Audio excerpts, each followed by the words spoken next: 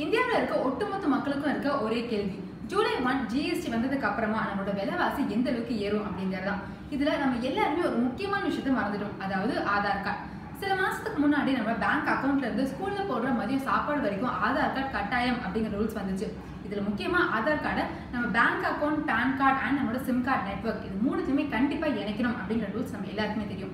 இதுல முக்கியமா pan card and நம்மளோட சிம் கார்டு நெட்வொர்க் இது ரெண்டுத்துமே ஜூன் 30 நள்ளிரவுக்குள்ள இணைக்கணும் அப்படிங்கிற நியூஸ் நம்ம எல்லாருக்குமே தெரியும். ஸோ இதை இப்ப இருக்க டைம்ல எந்த அளவுக்கு சீக்கிரம் பண்ண முடியும் அப்படிங்கிற ஸ்டெப்ஸை நாங்க இப்போ உங்களுக்கு சொல்ல போறோம். இன்கம் டேக்ஸ் வெப்சைட் அப்படின்னு கூகுள்ல டைப் பண்ணீங்க அப்படின்னாவே அதோட அஃபிஷியல் வெப்சைட் தான் ஃபர்ஸ்ட் வரும். அண்ட் அதுல லிங்க் ஆதார் அப்படிங்கிற பாப்அப் உங்களுக்கு தெரியும். இதை கிளிக் பண்ணீங்க அப்படின்னா ஒரு புது டேப் வரும். பேன் அப்படிங்கிற இடத்துல உங்கள் பேன் கார்டு நம்பர் என்னவோ அதை டைப் பண்ணலாம். அண்ட் ஆதார் நம்பரும் உங்கள் ஆதார் நம்பரை டைப் பண்ணுங்கள். நீங்கள் கரெக்டாக டைப் பண்ணீங்க அப்படின்னா இந்த ரெட் மார்க்ஸ் எதுவுமே உங்களுக்கு வராது. அண்ட் ஆதார் கார்டில் உங்களோட நேம் என்னவா இருக்கும் அந்த ஸ்பெல்லிங்கை கரெக்டாக நீங்கள் இங்கே டைப் பண்ணணும். என்னோட ஆதார் கார்டில் பர்த் ஆஃப் இயர் மட்டும்தான் இருக்குது அப்படின்னா நீங்கள் இதை டிக் பண்ணலாம். ஆர்எல்ஸ் இதை நீங்கள் டிக் பண்ண வேண்டிய அவசியம் இல்லை. அண்ட் இதில் இந்த இமேஜ் என்ன கோடு இருக்கோ அந்த கோடை நீங்கள் டைப் பண்ணிவிட்டு லிங்க் ஆதார் அப்படின்னு கொடுக்கலாம். இல்லை விஷுவலி சேலஞ்ச் பீப்புள்ஸ் எல்லாருமே ரெக்வஸ்ட் ஓடிபி அப்படிங்கிற ஆப்ஷனை கொடுத்துமே அந்த பாஸ்வேர்டை இங்கே என்டர் பண்ணி லிங்க் ஆதார் அப்படின்னு கொடுக்கலாம். இதை கொடுத்துட்டீங்க அப்படின்னாவே உங்கள் Aadhaar card and PAN card ரெண்டுமே ஆட்டோமேட்டிக்காக லிங்க் ஆகிடும். உங்கள் பேங்க் அக்கௌண்ட்டை ஆதார் கார்டு லிங்க் பண்ணுறதுக்கு உங்களுக்கு net banking login ID and password இருக்கணும். அண்ட் அது லாகின் பண்ணீங்க அப்படின்னா உங்கள் லெஃப்ட் சைடில் லிங்க் யோர் ஆதார் நம்பர் அப்படிங்கிற டேப் உங்களுக்கு தெரியும். அதை கிளிக் பண்ணி உள்ளே வந்தீங்க அப்படின்னா டிரான்சாக்ஷன் அக்கௌண்ட்ஸ், அதாவது உங்களோட அக்கௌண்ட் நம்பர் தான் அது.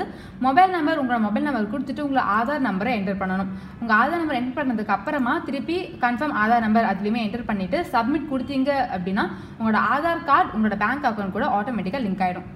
உங்களோட மொபைல் நெட்வொர்க்கை ஆதார் கார்டோட லிங்க் பண்ணணும் அப்படின்னா அதுக்கு ஆன்லைன் ப்ரொசீஜர்ஸ் எதுவுமே இல்லை. ஸோ நீங்கள் கன்சர்ன் ஷோரூமுக்கு போய் மட்டும் தான் பண்ண முடியும். அதாவது ஏர்டெல்னா ஏர்டெல் ஷோரூமுக்கு, வோடஃபோனா வோடஃபோன் ஷோரூமுக்கு, உங்களோட கன்சர்ன் மொபைல் நெட்வொர்க் ஷோரூம்ஸ்க்கு போய் மட்டும் தான் நீங்கள் இதை லிங்க் பண்ண முடியும்.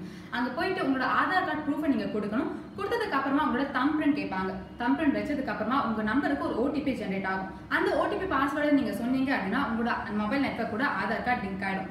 ஜியோ நம்பர் வாங்கியிருக்கவங்க ஆல்ரெடி ஆதார் கார்டு கொடுத்து தான் வாங்கியிருப்பீங்க. ஸோ அதனால் அது ஆல்ரெடி லிங்க்ல மட்டுமே தான் இருக்கும். ஸோ இதுக்கான டெட்லைன் ஜூன் 30 நள்ளிரவு அப்படின்னு தான் சொல்லியிருக்காங்க. மேபி இதை எக்ஸ்டெண்ட் பண்ணலாம், பட் பண்ணாமல் இருக்கலாம். ஸோ இன்னைக்குள்ள பண்றது அப்படிங்கிறது நமக்கான ஒரு சேஃப்டி தான். சென்னையை பற்றி நிறைய விஷயங்கள் தெரிஞ்சுக்க like, share and subscribe to Chennai.